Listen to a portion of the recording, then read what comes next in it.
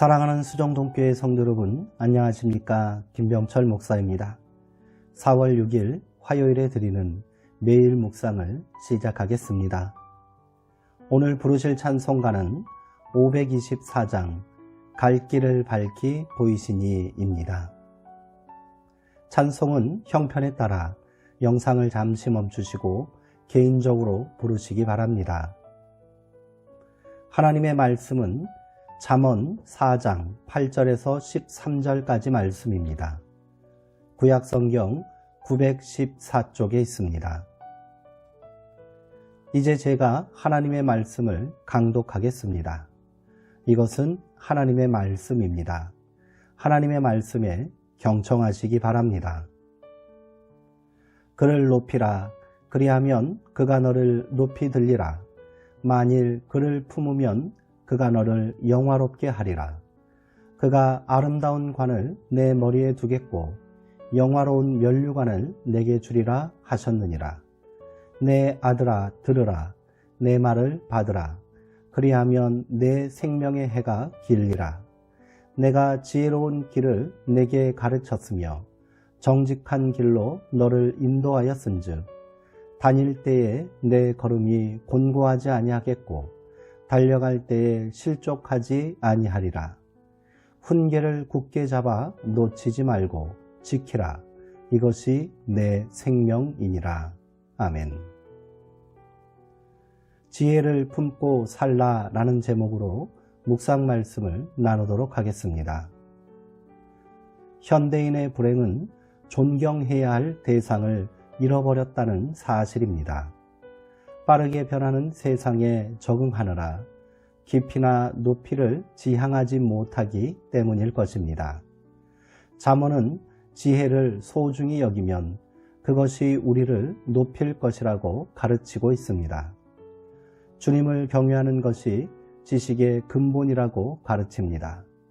주님을 경외한다는 것은 주님의 크심을 온 존재로 인정하면서 주님의 말씀과 약속을 귀히 여기며 산다는 말일 것입니다.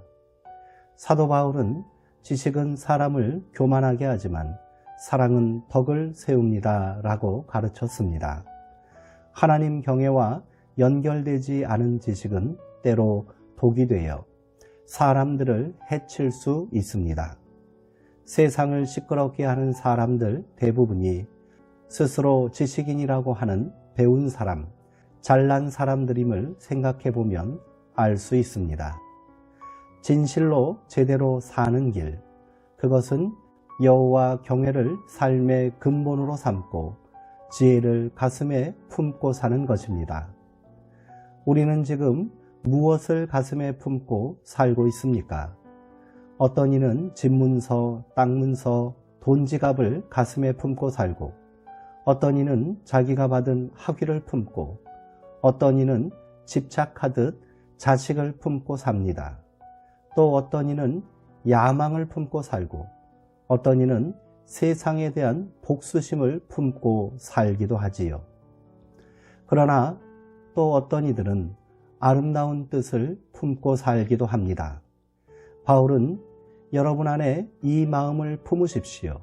그것은 곧 그리스도 예수의 마음이기도 합니다 라고 말했습니다. 품다 라고 번역된 헬라어 단어는 느끼다, 생각하다 라는 뜻을 내포합니다. 예수님의 마음을 품는다는 것은 그분처럼 느끼고 생각한다는 뜻이 될 것입니다. 자기를 온전히 비웠기에 예수님은 모두를 마음에 품을 수 있었습니다. 그렇게 예수님은 자기를 비워 종의 형체를 가지시고 사람들과 같이 되셨습니다. 비울 수 있었기에 그 어떤 것에도 얽매이지 않으시고 죽음까지 복종하시어 십자가를 감당하실 수 있었던 것이지요.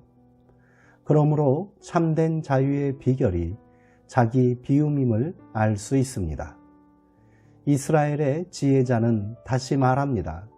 훈계를 굳게 잡아 놓치지 말고 지키라. 이것이 내 생명이니라. 아멘. 진리를 깨우치게 하는 훈계는 총과 칼보다 강합니다. 진리는 사람이 마땅히 나아갈 길을 인도하기에 그 길이 정직하고 바른 길이기에 걸음에는 막힘이 없고 달려가도 넘어지지 않습니다. 불의한 자들은 왜 남들의 눈을 피해 다니는 것일까요? 그가 가는 길이 진리를 따르는 바른 길, 정직한 길이 아니기 때문입니다. 그렇게까지 하는 이유는 그를 통해 얻는 보상이 있기 때문이겠지요. 그러나 그 보상은 절대로 생명이 될 수 없습니다. 멸망과 수치로 돌아올 뿐입니다. 빌라도는 예수님께 진리가 무엇이냐고 물었습니다. 그는 진리를 몸으로 구현한 분인 예수님을 앞에 두고도 진리에 대해 물은 것입니다. 그리고 그는 대답을 들을 생각이 없었기에 뒷걸음질쳐 진리로부터 달아났습니다. 권력의 단맛에 취한 사람에게 진리와의 대면은 불유쾌한 일이기 때문입니다. 어쩌면 진리는 세상에서 무력해 보일 수도 있습니다. 하지만 궁극적 승리는 진리 편에 있습니다. 인류의 역사가 그것을 증언하고 있지 않습니까? 그러므로 하나님의 뜻을 따라 살기로 작정하고 그 뜻을 굳게 붙잡은 사람은 이미 승리한 사람입니다. 그 길이 당장은 외롭고 두려울지라도 말입니다. 호랑이 등에 올라탄 사람이 죽을 힘을 다해 호랑이에게 매달리는 것처럼 진리의 등에 탄 우리들도 혼신의 힘을 다해 주님의 가르침에 매달려야 합니다. 내 힘이 다 소진되었다고 느끼는 순간 문득 새로운 힘이 우리를 든든히 붙들고 있음을 알게 될 것입니다. 공중 그네를 타는 이들이 자기를 붙잡아줄 동료의 손을 신뢰하듯이 그 힘을 신뢰할 때 평안이 찾아옵니다. 진리편에 서는 자들은 하나님께서 그 손을 붙잡고 평안과 생명으로 인도하실 것입니다. 기도하겠습니다. 하나님, 분주하다는 핑계로 우리는 자신의 속마음을 살피지 못하고 있습니다. 삶의 속도가 빨라지면서 삶은 점점 피상적으로 변하고 깊이 없는 삶은 아름다운 향기를 머금지 못합니다. 모든 것이 평범해지면서 경외심조차 잃고 말았습니다. 그렇기에 더욱 하나님 앞에 설 수밖에 없습니다.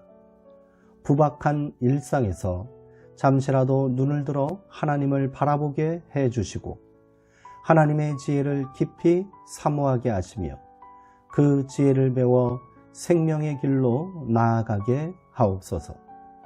때로는 힘겹고 두려울지라도 지혜의 훈계를 굳게 붙들고 살아갈 수 있도록 우리의 손을 붙잡아 주옵소서. 예수님의 이름으로 기도하옵나이다. 아멘. 이상으로 오늘 묵상을 모두 마치겠습니다.